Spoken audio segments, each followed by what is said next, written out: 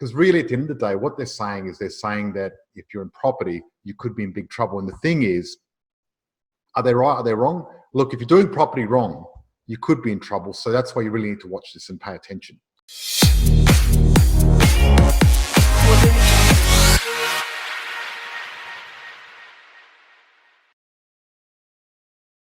Okay, hi there, George Markoski, Positive Property Solutions Australia. How you doing? Now, I've had a lot of emails, texts, calls, Facebook messages. The internet's gone crazy since this whole 60-minute episode on housing. You know, bricks and slaughter. It was pretty full on. Happened this Sunday, and what I want to do is to save me from texting and emailing and messaging everyone. What I want to do is do a quick video and just do a recap. Now, I've done a bit of 5 or 10 minutes research on the internet and checked all this out, and I've just done some stats, and it's amazing, just a little bit of research, what I've discovered. And doesn't surprise me, because obviously 6 minutes are there to sensationalize things. So let's watch a little bit of this, and I'll show you my comments. And because really, at the end of the day, what they're saying is that if you're in property, you could be in big trouble. And the thing is, are they right? Are they wrong? Look, if you're doing property wrong, you could be in trouble. So that's why you really need to watch this and pay attention. And also, I'm going to show you how to keep safe. Now, just I'm not a qualified financial planner. This is not property advice or financial advice. If you need advice, go talk to someone that's qualified.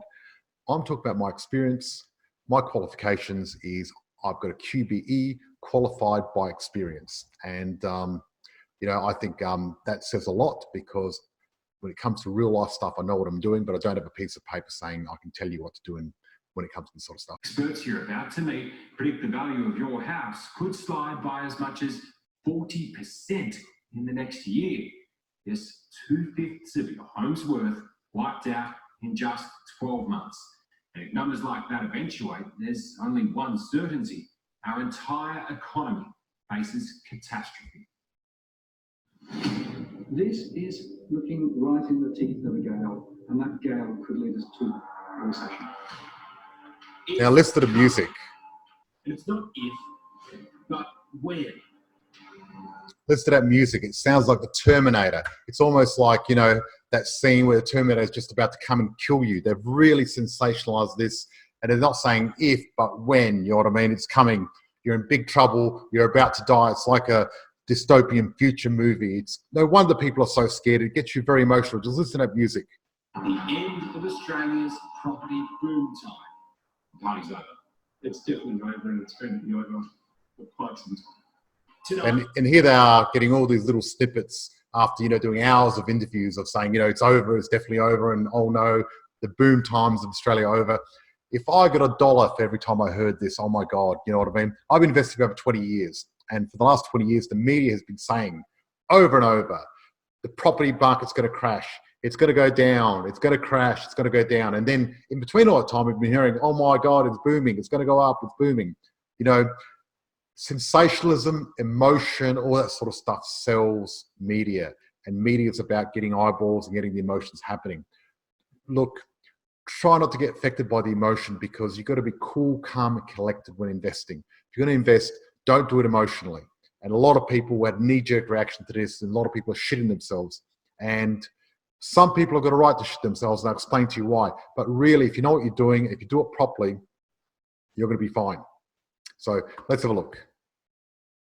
Experts across the industry, the market analyst, the estate agent, the investor. That music, like it's bad, isn't it? Like really scary. And look at this. They've got the Great Australian Dream. It was graffiti over, like, oh my God, that's it, it's over.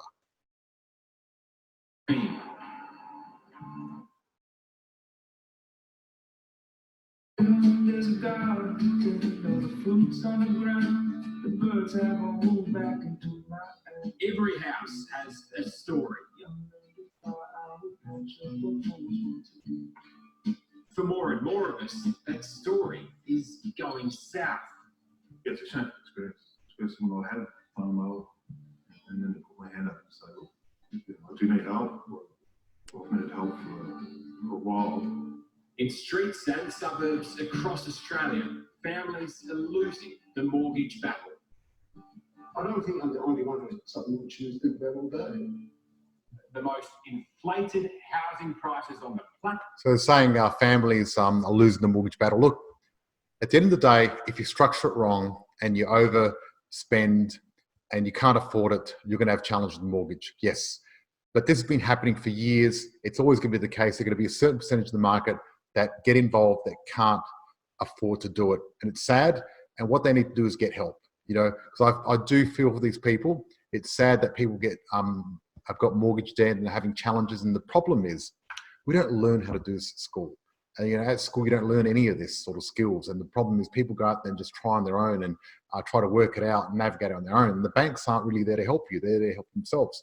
So really what I suggest is you've got to get educated to protect yourself. I know, but our property frenzy has generated statistics that stagger the rest of the world. Our personal mortgage debt. That staggered the rest of the world. Well, let's have a look here. Top most expensive residential property markets worldwide in 2017 by average price per square foot in US dollars. This is only done last year. So apparently our prices stagger the rest of the world. Well, look at this. Hong Kong, 4,900. London, 57. New York, Rome, Paris, Toronto, Stockholm, Vancouver, Zurich, Los Angeles, Miami, Lisbon, San Diego, Buenos Aires, Santiago, Chile, Detroit, Chicago, Austin, Charlottesville, Fort Worth, Atlanta, Northwest, Mexico City. Wow. They're not staggered, are they? Because they're much higher, right? There's how many here? 1, 2, 3, 4, 5, 6, 7. There's like 25 countries or cities in front of us that aren't staggered. So there's no staggering going on here. It's a load of bullshit, right? They're staggered at how cheap we are compared to Hong Kong, a place like that. You know, people from Hong Kong are coming in and buying like crazy because they're staggered. We're so cheap. They're not staggered that we're expensive. Is stratospheric, actually at levels America reached just before. Stratospheric. Well, considering we're not even in the top 25 or whatever, maybe not so stratospheric, maybe nothing at all. It's all salacious. It's a load of bullshit. The GFC, and worse still, Australia's economy is more dependent on housing than any other on earth. Well, look, I haven't checked that stat because I only did a quick stat check before this, but I remember only 8 or 9 years ago where similar guy was on 60 Minutes going, our economy on mining is more dependent than anywhere else on earth. And they always say these things. Look, we've got housing is a big sector, but so is mining and so is exports and wine and seafood. There's a lot of big sectors in Australia, right? So that's the fact of it. But, you know, only several years ago, they were saying, oh no, if China stops, you know, we're screwed. And now they're saying, don't worry about China, worry about our property market. Well, look, Australia's growing, not shrinking. If you look at our property, let's have a look at our population growth. See, green is nothing, 0, and reddish is more. And look at the color here, right? We're actually, in the Western world, we're probably one of the fastest growing countries in the Western world, right? We're actually growing 3 times faster than China. So population growth and getting more immigration means we need more housing. It's a very basic concept.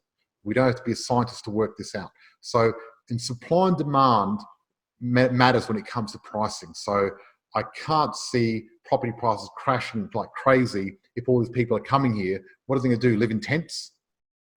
You know, we need housing. We actually got a housing shortage. For decades, housing loans have been our country's financial bedrock. It means if mortgages now fail, the entire Australian economy is threatened. Look, mortgages fail all the time anyway, certain percentages. And what banks do is they do the numbers and that's how they loan. Their banks have been around for quite a while. And our banks are very, very prudent. They're very conservative and they go through a lot of numbers. And you try getting a loan these days, it's not easy. And the reason it's not easy is because our banks are very conservative and they want to avoid what happened in America. I don't think it's possible to happen what happened in America. You know, we've got a very different population. We've got a growing population. We don't have the unemployment rates, the crime rates, the homelessness rates that America have got. So it's very different. How much does Australia have tied up in mortgages? So there's $1.7 trillion held by the banks in mortgages for owner-occupied investors. And that's about 65% of their total lending. So 65% of total lending for Australian banks is mortgages. Well, hello, Sherlock, because Australian banks are very conservative. They don't want to lend you money for a business. You try buying a cafe and getting the bank to give you money. Good luck. Very, very difficult, right? You try buying stocks, the banks are going to find it hard. You're going to find it hard to get money from the banks, right?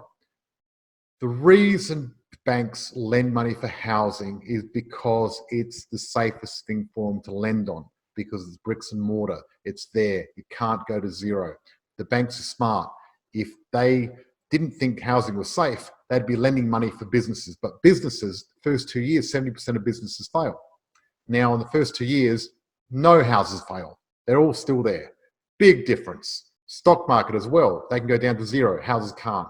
You know, they don't say safe as Bitcoin or safe as business or safe as stocks and shares. They say safe as houses, and for a reason. You know, people need to live somewhere, regardless of what the economy is doing. And our economy, for example, is actually going good. We're getting, our economy is going up every single year. So we've had consistent growth. It hasn't been fantastic, but it's been good worldwide standards. Higher than any other country in the Western world by a long way. Data scientist Martin North of Digital Finance Analytics says the problem is blindingly obvious. Australia is addicted to debt. There's probably... Australia's addicted to debt. Well, look, I don't think so. I'll check out some stats in a minute when it comes to price and income, because what's important is your mortgage and the price of the house you're paying for and the percentage of income. That's really important. And I will show you how that works. No country in the world more susceptible to the ramifications of a housing crash than Australia. We are uniquely exposed. Uniquely exposed to a housing crash, are we? Okay, let's have a look at this. Property pricing index per country, right? And this, what it does is this shows you who's the most exposed. And have a guess. Red means exposed, green not. What color is China? Red. Venezuela? Red. What color is Australia? Green. Look at this. Out of 91 countries that they've studied here, Australia is number 77, right? So we're actually one of the least, not the most, not even close. And this guy says we're the number one. What the hell are you on? What is he smoking? What the hell's going on here? Because as a society and as a government and as a regulatory system, we're all banking on the home price engine. This goes on giving and giving and giving, but it's not going to. The US housing crash in the mid-2000s was triggered by homeowners forced to foreclose by soaring levels of mortgage debt. Yes, true. What happened was with America, they were giving people loans more than what the house is worth. So you could buy a $300,000 house and get a loan for $350,000. You could spend 50 grand buying a new car, SUV, or going to Vegas. You know what I mean? That's crazy. You know, what happened was then what they were on-selling these mortgages to other companies, and that's what happened. That's why the whole big global financial crisis happened, right? The banks and those companies doing that were very unethical, and we've got a very different system here in Australia. We've got a lot more stringent rules, and the banks here are very careful. I mean, you can't get a loan for 100% or 120% or 115% here. You can get a loan, if you're lucky, you know, 90, 95%, but usually you have to pay 20% deposit, 20% equity to get a loan. You know, it's hard to get a loan in Australia. It's not easy. And the reason, and because it's hard to get a loan, it means that housing's safer. So it's a completely different story. You know, we're not apples and oranges, you know.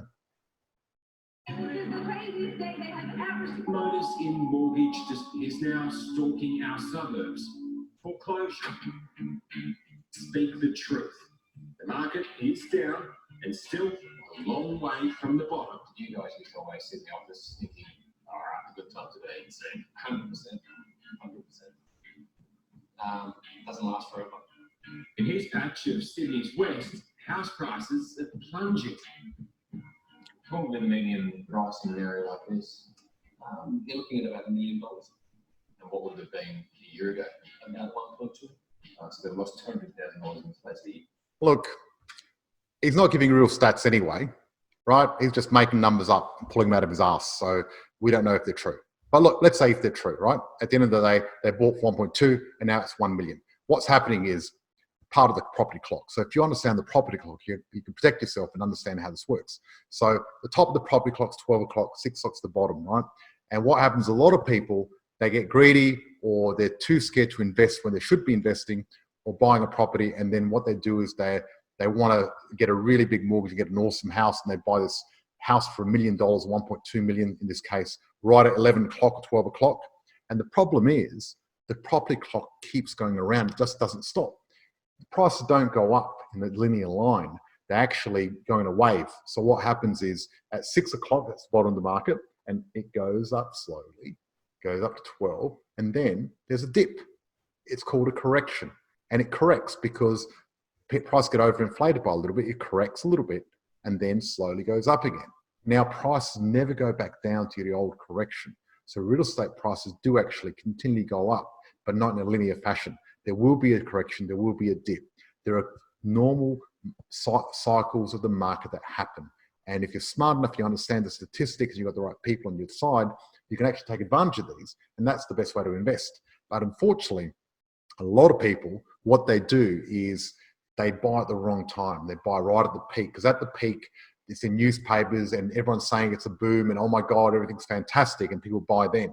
And then the problem is you get this and they're saying, oh shit, everything's going down, and everyone sells. So the answer is not to panic and buy when it's booming or sell when it's going down. The answer is to be a smart investor and use logic and not emotion, and have the right team and the right stats around. Yeah. Peter has seen foreclosures rise 600% in his area. And other agents, So 600% in his area. But what the hell does that mean? One, we don't know if it's true, but two, statistical reliability. So let's say, for example, you've got an area, there's 10,000 houses, and there's one foreclosure in January. And in February, there's 6 of them, which is hardly anything. Well, that's a 600% rise. But it doesn't really mean anything out of 10,000 houses. So it all depends on the percentage of houses and the time period and what it actually happens. So really that stat's a load of bullshit. It doesn't mean anything. And I think that if it actually meant something, they'd give us the real stats and show us what's going on. But I think they don't want to do that because they might be stretching the truth a little bit, sensationalizing. I'm not saying they're lying, but they might be stretching it a little bit. spoke to off camera confirmed. See, statistics that aren't within context are a load of waste of time. It's a bullshit lie. So there's no point. Any statistic you get out of context, ignore it because it's not true. Because out of context, you can make any statistic sound amazing or really bad, for all that matter. That number. The mortgage stress is definitely being felt, especially in this area. People are coming and asking to put their property maybe back on the market because it might have been on the market for 4 to 6 weeks and it's struggling to sell. Oh, it's been on the market 4 to 6 weeks. It's struggling to sell. Oh, you poor thing. Look, 4 to 6 weeks is not a long time.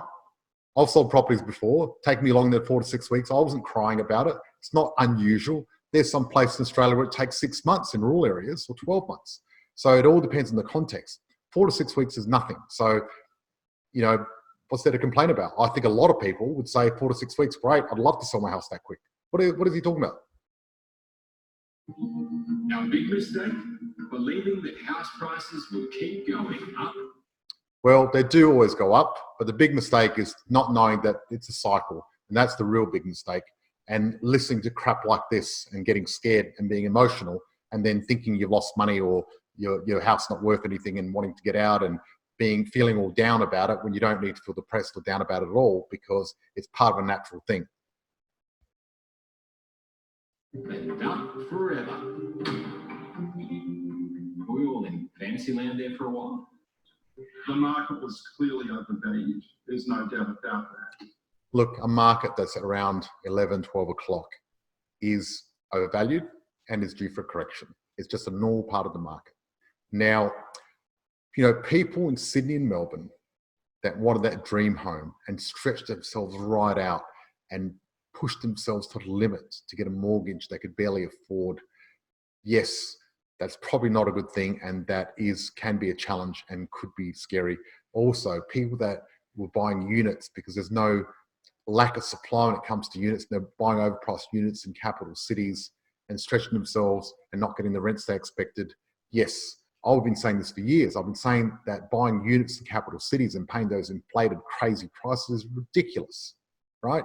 And look, I think it's very possible that units in capital cities, also a lot of properties in Melbourne and Sydney could go down 10, 15, 20, 30, 40%. But there's some, it all depends. It's not a black or white thing. It depends on the numbers, and some suburbs have intrinsic value. It all depends on demand supply ratio. There's about 40 different statistics per suburb you need to look at that gives you a clear picture of how it works. And without looking at that, you can't really have an opinion on it because it's not true. It's just emotional, you gut talking, because if you do the stats and you let the numbers do the talking, you've got a much more accurate picture of what's going on. So if you do have a property in Melbourne or Sydney, or you've got a unit, I suggest you do look at where you are on the property clock, look at the demand supply ratio and see if it's going to go up or down.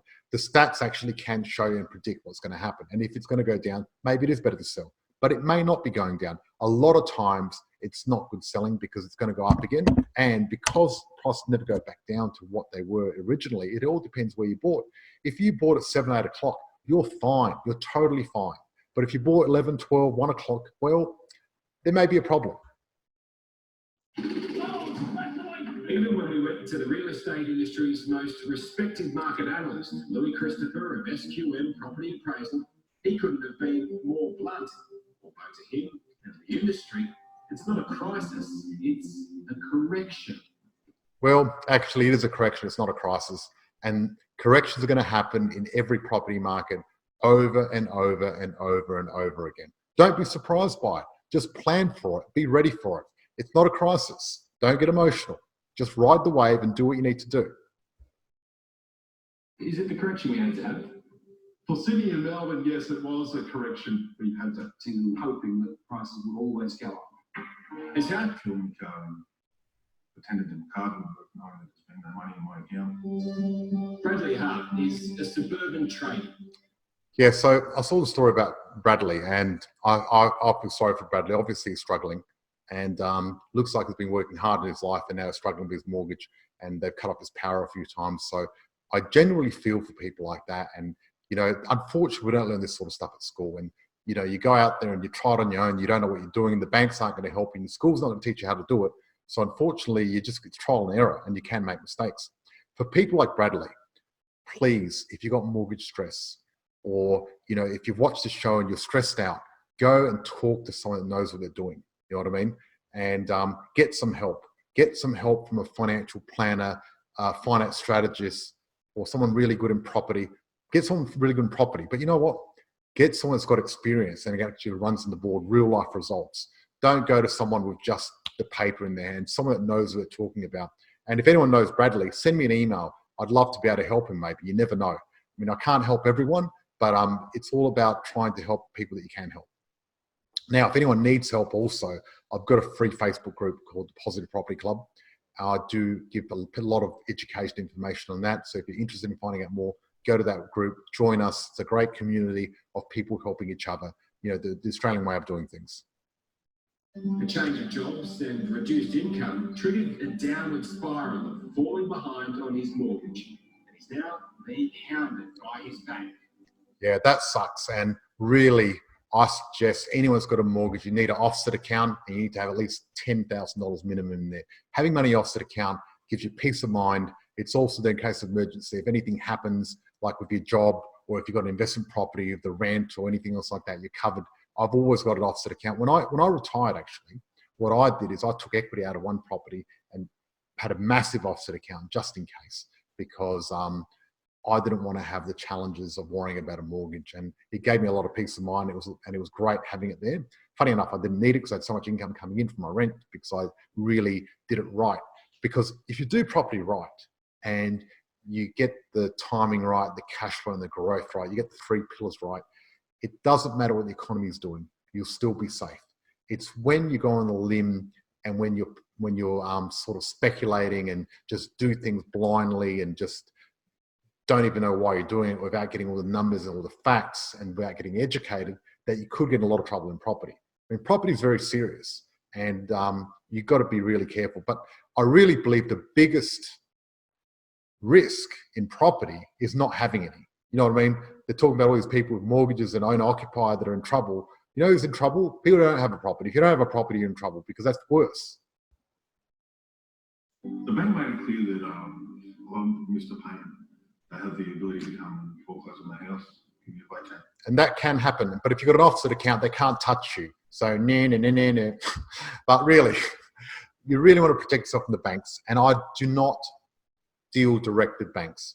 I've always got a mortgage manager, a financial person to sort of work on my behalf and negotiate with the banks and get me the best deal. And maybe this guy hasn't got the best deal, or maybe that's what's happening. Maybe we can tweak his interest rate or do something and help him on a bit of a savings plan, put money in an offset account. There's plenty of ways people will be able to help him. And notice within 2 weeks. Yeah. In Melbourne, an illness has Mohammed Saeed on the nose, like Mohammed, who bought at the market peak, now facing. There you go. Just like I said before, Mohammed, you shouldn't have bought at the market peak, but it's not your fault because you weren't educated, you didn't know. But now you know. So people that bought at the market peak, and this part is true for once, can get in trouble, because buying at the peak, you're buying at 12 o'clock, it's going to correct. So if you're buying at the peak, make sure you've got lots of reserves to be able to go through that period of the correction. Better still, do the research, get the right mentor, and buy at 7 o'clock. Buy near the bottom when it starts to go up. Much safer, much easier, less stress. Being trapped in a mortgage prison. We've had it. Was it rent vesting? But it's not the way that most of us have bought our houses. Now, rent We've vesting, had it very comfortable for a long time. this guy's brilliant. And So this guy's a very smart investor, and he's got similar ways of investing with me. So rent vesting is very smart. That's what I did when I retired. So what I did is I had 10 properties. I was making about $180,000 a year, about getting out of bed, and I wanted to live on the beach. Now, to live on the beach, $2 million house, you're not going to get a lot of change out of $180,000 a year. But what I did instead is I actually rented a place for $50,000 a year, and I had $130,000 left over about getting out of bed, had a great lifestyle and lived on the beach, and my landlord had to pay for the difference. See, the blue chip properties, the really desirable properties, have got a really bad return. And really what we're looking for, we're looking at 4.5 to 5.5%. So you own property where you're getting the right return, and you rent where you want to live. That's what you should be doing. So this guy, smart. I give him the thumbs up. Because of the way the world now operates, we expect to have everything now. I blame the iPhone for it. Totally. And you can't expect everything now. The problem is with investing, and this is the thing, you can't get rich quick investing, right? And if you want to get rich quick, you're an idiot, because you're going to get poor quick, okay? You can't expect to buy a property and make a profit in a year. Property is a long-term investment. Properties go up on average around 5% a year. So over 10 to 12 years, they're going to double, and that's where you make your money. Inflation, it works, but over a long period. We can predict long-term, we can't predict the short-term because of the fluctuations. It's the iPhone. I own everything now. Remains in anything. Mortgage stress, who, despite cutting back wherever they can, simply don't. Bank data shows that nearly half of all homeowners trying to refinance their mortgages have. It's hard to get a mortgage here, true. But let's look at property price index. We had a look at this. So really, we're right down there. So, worldwide, we're one of the best countries in the world. So to panic over that is just stupid. Also, look at this. This is the Reserve Bank. Unemployment rate was like 11% back in the 90s, right? And now it's only 4.5%. So economy is doing very well. Look at this article here. Yes, it's a little bit old, but Chinese tip to spend 60 billion in Australian property. And they're doing that because the property in China is doing nothing. So that's going to make a very big difference too, right? So that's very important to know. So you look at these dots here. Red is bad, orange is bad, yellow is not so good, green is actually good. Look at Australia, it's all green. Hello, look at the stats. The stats are saying that property in Australia is still pretty damn good, even in Sydney. And even though it's due for a bit of a correction, compared to the rest of the world, it's awesome. Being knocked back. You can't refinance because nobody will refinance you. You can't sell the property.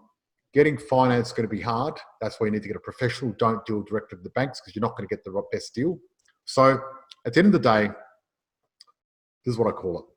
This whole 60-minute things was very sensationalist. If you're shitting yourself, don't worry. What you need to do is, one, if you're in one of those categories where you're in a risky environment, make sure you get a professional to come and talk to you or help you get through it and navigate it through. There's no point navigating yourself. See, when it comes to property investing, you don't want to be a pioneer and work it out on your own and make mistakes because you might end up losing your house or anything, right? Because the pioneers are the ones with arrows in their back.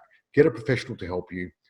If you want some free advice or free help when it comes to this sort of stuff, free education, Positive Property Club, which is our free Facebook group, or Positive Property Solutions, which is our website with some free information there. I wish everyone well, and I hope these people that got mortgage stress, hope they get some help from someone out there. There's a lot of good people in Australia that do that sort of thing. So please get the right people helping you, and good luck. And really, just don't be scared to invest because property is fantastic. I've been investing 20 years, and you know, if I stopped investing every time I saw doom and gloom, I wouldn't have any properties, right? And all of them have worked out pretty good long term anyway. So don't be scared of investing, but really, please, I urge you, make sure you educate yourself and you really get the right team behind you, because property is a team sport. And the challenge is, you know, if you think property is a lone sport, you're out there with your ping pong bat, and then you've got the other team there, they've got a whole rugby team against you, they're going to squash you. They really are. So it's important to get the right team around you and the right help, the right advisors when you invest in property, and get educated. Because if you do it right, you're really going to get more money, more freedom, and more money and more freedom is going to give you more meaning, which is going to give you lifestyle. And what I want more for you than anything in the world is for you to get that. So good luck with it all. Thank you so much for watching. George Markoski. Cheers.